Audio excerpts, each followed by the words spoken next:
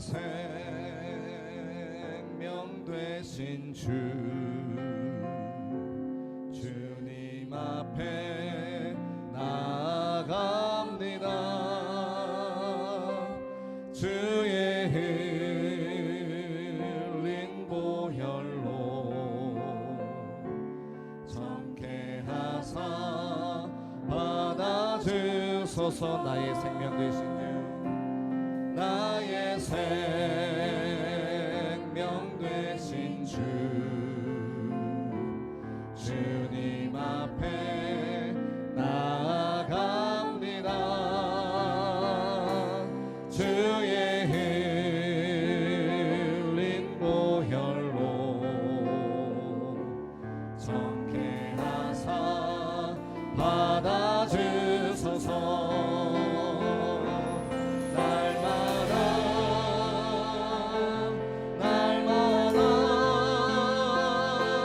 주를 찬송하겠네.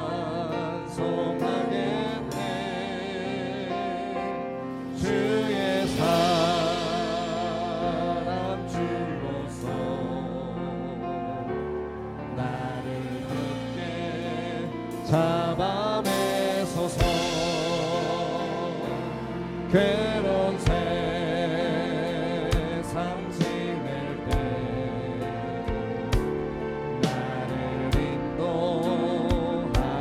주소서. 주를 믿고 나가면 나의 길을 잃지 않겠네. 날마다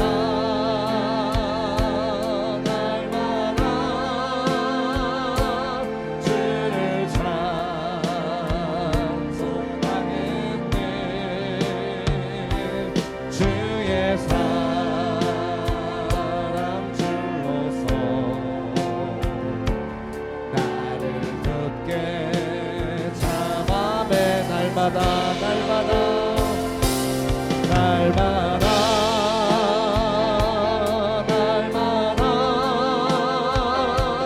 주를 찬송하겠네. 주의 사람 주로서 나를 굳게 잡아매소서. 주께로 가까이, 주께로 가오니 나의 갈 길 다가도록 나와 동행 가서 주께로 가까이, 주께로 가까이, 주께로 가오니 나의 갈 길 다가도록 나와 동행하소서.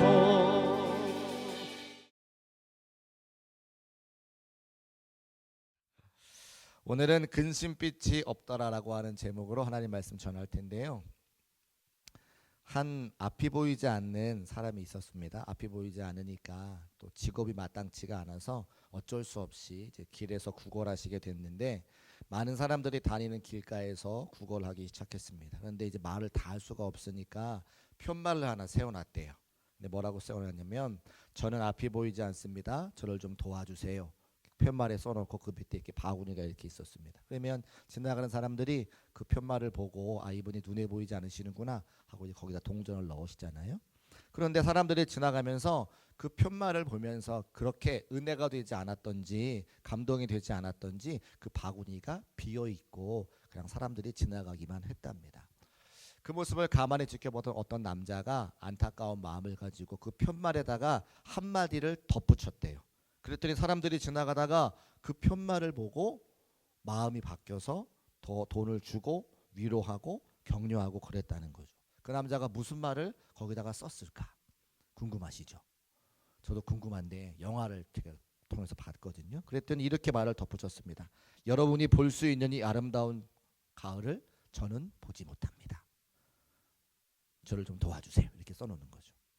그랬더니 그 한 문장을 썼는데 여러분이 볼 수 있는 이 아름다운 가을을 저는 보지 못합니다. 그러니까 정보만 전달하는 것이 아니라 마음을 터치하고 감성을 터치하고 그렇게 하니까 사람들의 마음이 공감이 되고 이해가 되고 그래서 그 이제 구걸하시는 분을 많이 도와주게 되었다라고 하는 것을 보게 되어졌습니다. 그러니까 요즘 말하는 공감력 또 소통 이런 마음이 필요한 것을 보게 되어지는 거죠.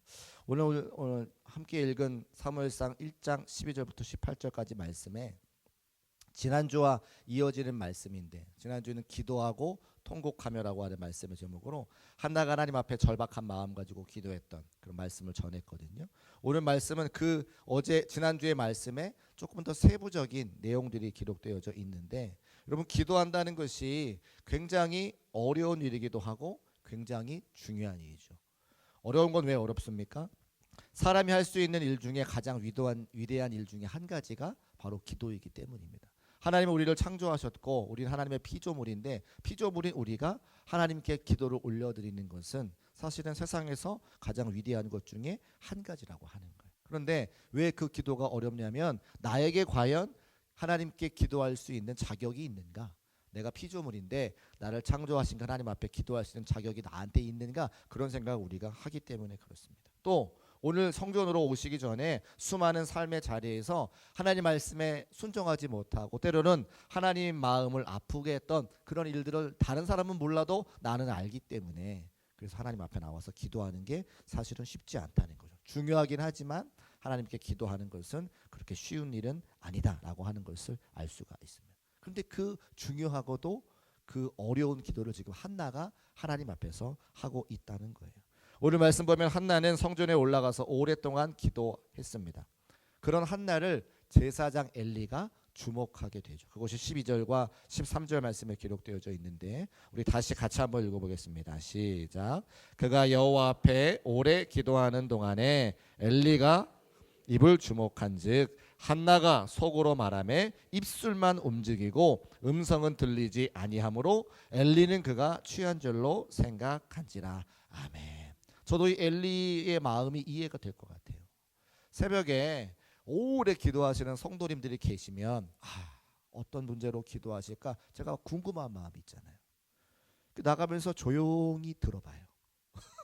아닌 것 같지만 지나가면서 어떤 기도 제목으로 기도하시는지 조용히 귀를 쫑긋합니다. 아마 그럴 때는 제 귀가 이렇게 커지는 것 같아요. 똑같죠. 엘리도 성경 말씀 보니까 한나가 오래 기도하는 동안에 그렇죠. 무슨 제목으로 기도하는가 어떤 사연이 있기 때문에 이렇게 열심히 기도하는가 오랫동안 기도하는가 보는 거예요. 그래서 그렇기 때문에 그가 입을 주목한즉 무슨 말을 하는지 어떤 소리가 들리는지 주목하여 봤다는 겁니다. 그런데 제가 새벽에 지나갈 때와 마찬가지로 많은 성도님들이 사실은 내 기도 제목을 막 내놓고 크게 기도하지는 못하세요. 지금도 옆에 앉아 계시는데 함께 통성으로 기도할 때에 내가 정말 간절한 기도의 제목이 있으면 왠지 저 옆에 테이블로 가서 거기 앉아서 기도하게 되시죠. 옆에 사람이 내 기도를 들을까 봐 혹시 나의 기도 제목을 알고 혹시 숭이라도 보지 않을까 봐 그렇게 조용히 기도하는 것이 모든 성도들의 마음이라고 하는 겁니다. 한나가 왜 기도했습니까? 그에게 자녀가 없기 때문에. 자녀가 없는 것은 그 당시에 창피하는 일이었기 때문에 입술로 내놓고 기도하지 못하고 속으로 하나님 앞에 깊은 간구와 기도를 했던 모습을 알 수가 있습니다. 아니 그러면 목회자라면 제사장이라면 그런 속마음을 가지고 기도했던 것을 알아야지. 엘리가 뭐라 그래요? 오랫동안 기도함으로 입술만 움직이고 음성을 들리지 아니하므로 그가 취한 줄로 생각한지라. 집사님, 권사님, 포도주 그만 드세요. 제가 이랬다는 거예요. 새벽에 오래 기도하시는 분에게 집사님, 권사님, 포도주 그만 드세요. 이렇게 얘기했다는 거죠. 얼마나 한나의 마음이 아팠을까. 내 마음도 이해해주지 못하고 내 마음도 공감하지 못하고 나와 영적으로 소통하지 못하는 그 엘리 제사장을 바라보면서 얼마나 한나가 마음이 아팠을까.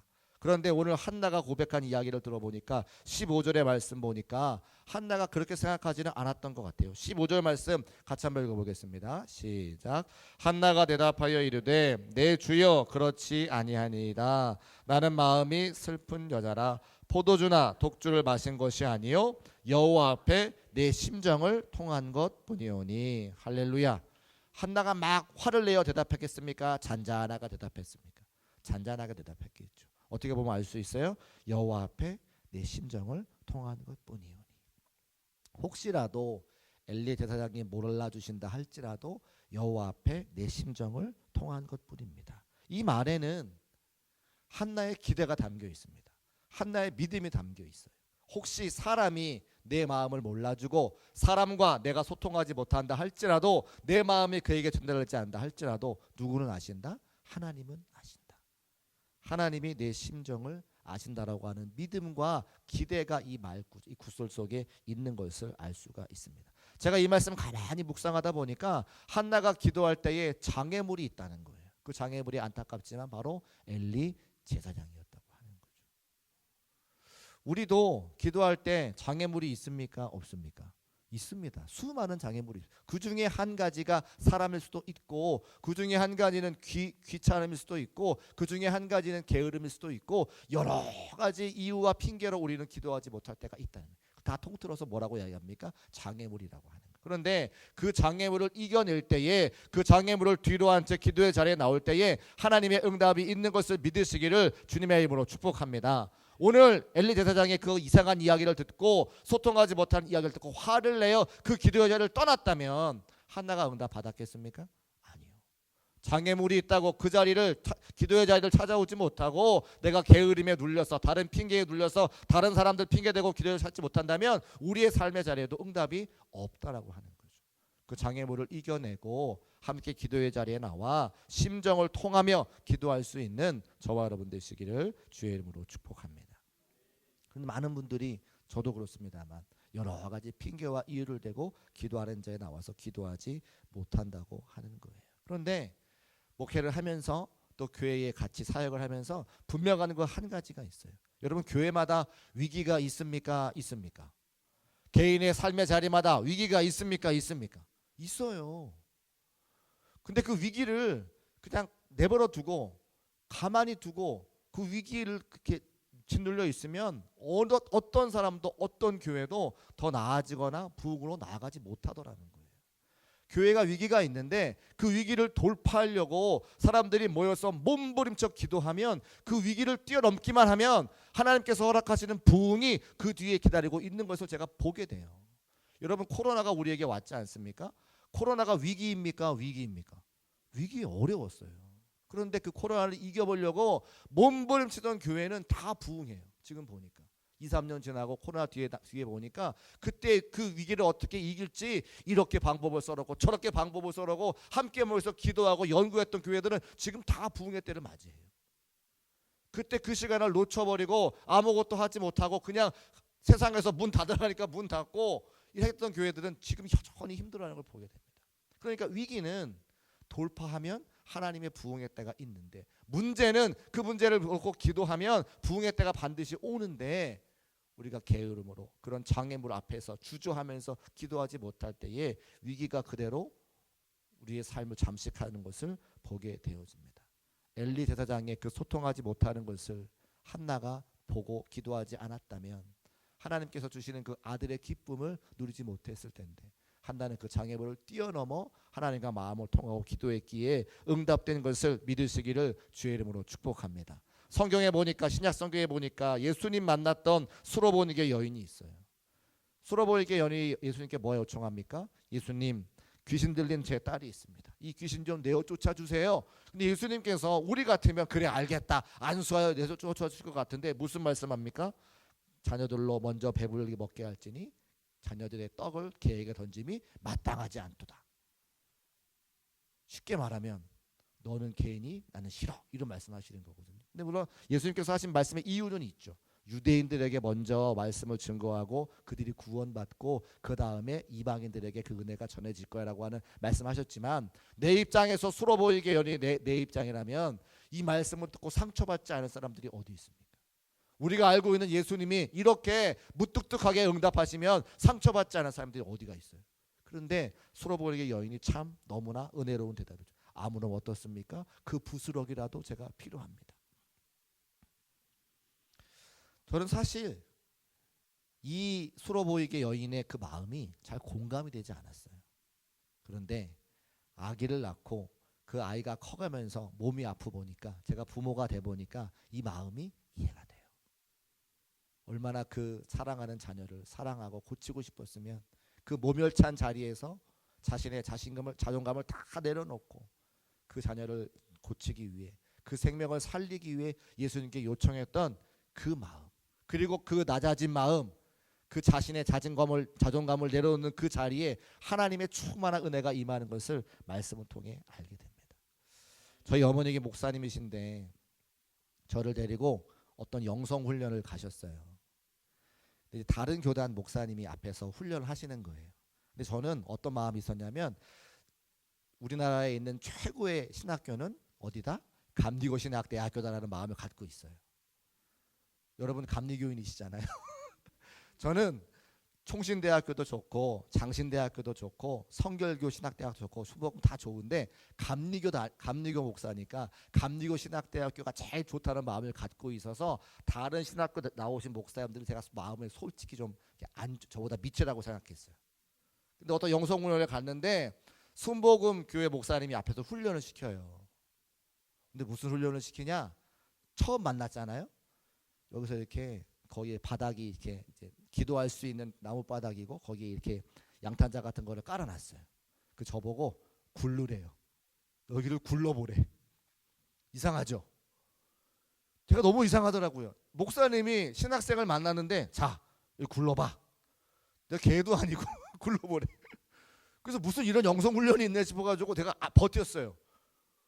아니 처음 봤는데 뭐 굴러보라고 그러니까. 그죠? 막 안 굴러. 뒤에 이제 어머니가 계셨어요. 어머니가 막 기도하면서 야 말씀에 순종해. 굴러. 굴러. 너무 이상하더라 그게. 안 굴렀어요. 버텼어요. 저도 이상하고 어머니도 이상하고 목사님도 이상하고 셋이서 막 엄청 그 분위기가 막 그래. 그런데 그렇게 서로 버티고 있는데 목사님이 막 사정사정해요. 아 이게 훈련의 과정이니까 일단 말을 듣고 불러봐. 저 안 된다고. 근데 딱 그때 하나님이 제 마음의 음성을 딱 주시는데요. 내가 세운 종에게도 순종하지 못하면서, 눈에 보이는 사람에게 순종하지 못하면서 눈에 보이지 않는 하나님께 어찌 순종하는가? 그 마음을 제가 딱 주시는 거예요.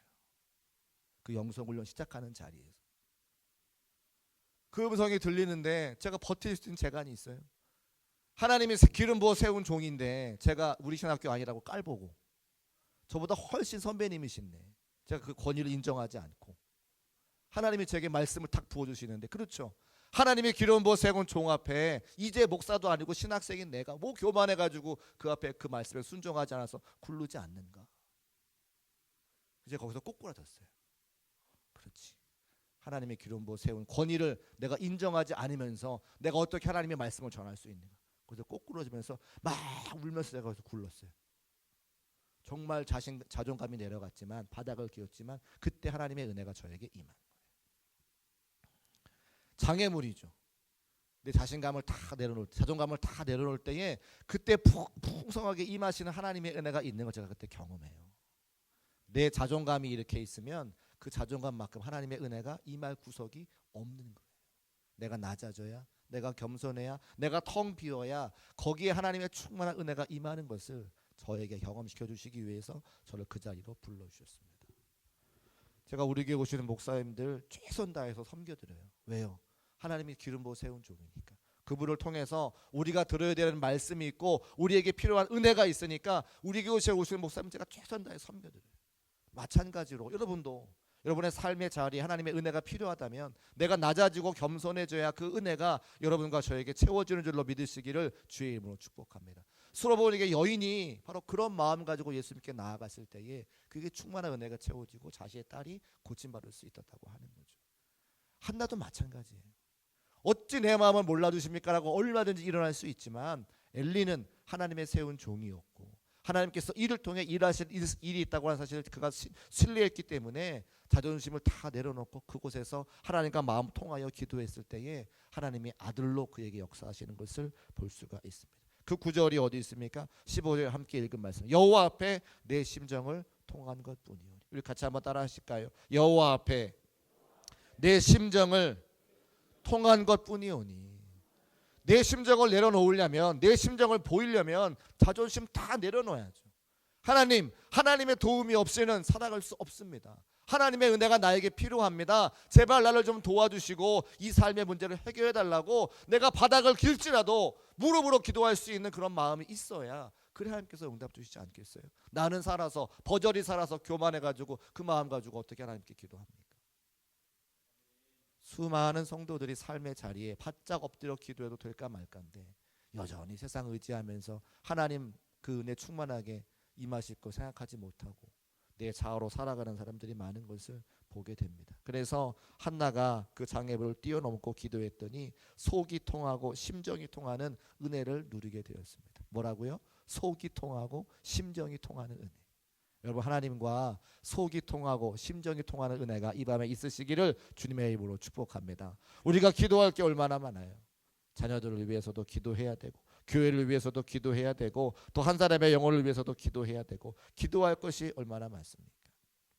그때에 우리의 마음과 하나님의 마음이 하나가 되어서 속이 통하고 심정이 통하는 그런 은혜가 우리 모두에게 있으시기를 주의 이름으로 축복합니다. 우리 17절 말씀 올려주시고 함께 읽고 말씀을 좀 정리하겠습니다. 17절 함께 읽어보겠습니다. 시작. 엘리가 대답하여 이르되 평안히 가라. 이스라엘의 하나님이 내가 기도하여 구한 것을 허락하시기를 원하노라 하니. 아멘. 누구 말이에요? 엘리의 말이에요. 엘리의 말. 엘리는 우리가 다 아는 것처럼 조금 형편없는 제사장입니다. 그의 아들도 잘 가르치지 못하고 지금 열심히 기도하는 한나에게 포도주 마셨어? 이렇게 물어보는.